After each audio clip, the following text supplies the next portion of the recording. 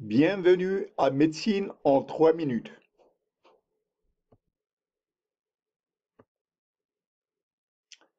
Le sujet d'aujourd'hui est l'énurésie. Qu'est-ce que l'énurésie? Le mot dérive des racines latines. Énu, ça veut dire uriner, et résie, ça veut dire sur soi. Énurésie, ça veut dire uriner sur soi. En fait, l'énurésie, c'est le fait de faire pipi au lit. Sur le plan statistique, 10 à 20% des enfants souffrent d'énurésie à 5 ans. Ce chiffre va régresser vers l'âge de 10 ans pour des pourcentages de 3 à 4%. Alors qu'à 15 ans, il n'y a que 1 à 2% des enfants qui souffrent d'énurésie. Sur le plan génétique, le support des gènes sont les chromosomes 12 et 13.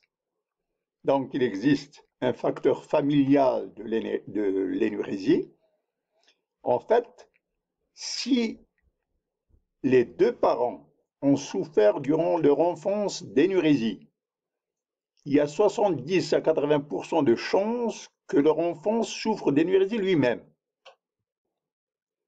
Alors, le secret de l'énurésie se trouve dans une glande à la base du cerveau qui s'appelle l'hypophyse. En fait, cette glande contient deux parties, une partie antérieure et une partie postérieure, et c'est de la partie postérieure qu'il s'agit. L'hypophyse postérieure sécrète une glande appelée antidiurétique hormone. Chez l'enfant énurétique, cette hormone qui est sécrétée en abondance la nuit, et bien chez l'enfant énurétique, cette sécrétion a baissé. Un autre facteur est impliqué dans l'énurésie, c'est le facteur sommeil. Alors, comme on présente le tracé du sommeil, suivant un certain nombre de phases, ici, c'est l'étape où la personne est en éveil, et cela est suivi par l'étape 1, 2, 3 et 4. Alors ces étapes sont interrompues par ce qu'on appelle le REM, rapide eye mouvement. Cette phase où l'œil subit des mouvements rapides contraste avec un relâchement des muscles du corps. Alors, la phase profonde du sommeil correspond à la phase qui engendre l'énurésie. Tous les parents qui amènent leurs enfants en consultation vous diront que il est très difficile de réveiller l'enfant. Il a un sommeil profond. On distingue deux types d'énurésie, l'énurésie primaire et l'énurésie secondaire. Alors, l'énurésie primaire, ça veut dire que l'enfant n'a jamais connu des moments propres. Il mouille continuellement au lit et cette catégorie, elle compte pour 85% des cas. L'énurésie, elle est secondaire si l'enfant a connu une période de propreté d'au moins 6 mois. En consultation, le médecin s'enquiert d'un certain nombre de faits. Il vérifie que l'enfant a des difficultés à se réveiller la nuit. Il s'enquiert s'il n'existe pas une infection urinaire. Il élimine la possibilité de la présence d'un diabète. Et il examine les compétences de l'enfant à faire la toilette, à s'occuper de sa propreté. En milieu hospitalier, on s'acquiert d'un certain nombre d'examens, notamment une échographie, et c'est surtout pour s'assurer qu'il n'existe pas des lésions anatomiques organiques, telles qu'une jonction urétropelvienne, la présence d'une valve urétrale postérieure ou la présence des reflux urétrovésicales.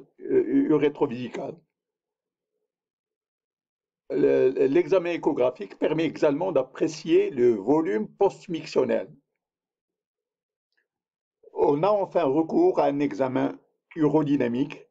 Alors cet examen urodynamique est demandé quand le médecin suspecte une instabilité intravésicale ou une instabilité urétrale. Son principe est de recueillir le volume d'urine à travers un demi-mètre et qui est dans le tracé et reproduit par une imprimante qui donne la courbe et l'allure de la courbe de la manière dont le patient urine. En matière de prise en charge, il faut une certaine rigueur dans la prise en charge du petit. Il faut établir un calendrier journalier pour documenter l'énérésie. Il faut inciter l'enfant à faire pipi avant d'aller se coucher. Il faut faire participer l'enfant dans la propreté du lit. Mais surtout, il faut éviter l'intimidation, les moqueries ou les réprimandes de l'enfant.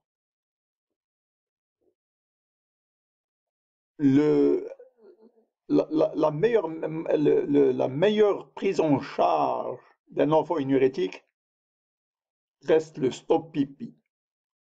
De quoi il s'agit? Eh bien, la culotte contient une puce qui envoie un signal et cette puce, elle est sensible à l'humidité. Dès que la puce détecte un début d'humidité, elle envoie un signal à une alarme qui réveille l'enfant. En matière de prise en charge, donc le stop pipi donne des succès généralement assez bons dans 70% des cas.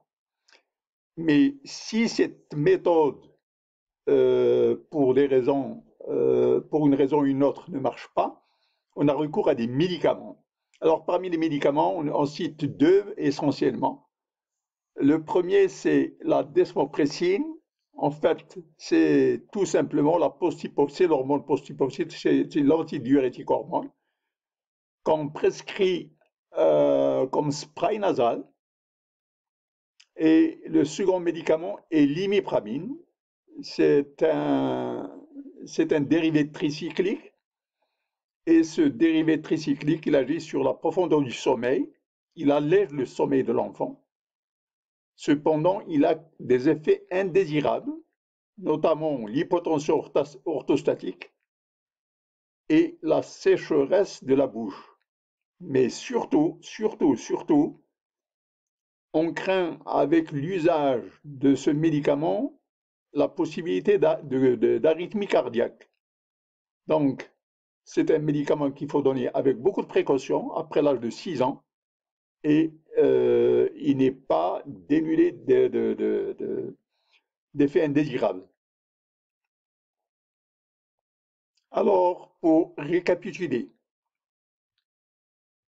l'enfant a des difficultés à se réveiller la nuit, il faut éliminer la possibilité de diabète, il faut s'enquérir des malformations, s'il n'existe pas de malformations associées, il faut éliminer une infection urinaire qui pourrait causer l'énurésie, et il faut s'enquérir de la toilette de l'enfant et savoir que c'est la diminution de l'antidiurétique hormone durant la nuit qui engendre l'augmentation du volume urinaire et qui peut favoriser l'énurésie. Alors, comme méthode de soins, le stop pipi est une méthode efficace dans 70% des cas, mais on peut avoir recours à des médicaments tels que la desmopressine ou la post-hypophyse et l'imipramine avec un certain nombre de précautions, notamment la sécheresse de la bouche et il faut faire attention aux arythmies. Merci de votre attention. Vos observations sont les bienvenues. Vous êtes invités à adhérer à la chaîne et nous apprécions beaucoup vos likes. Merci, à la prochaine.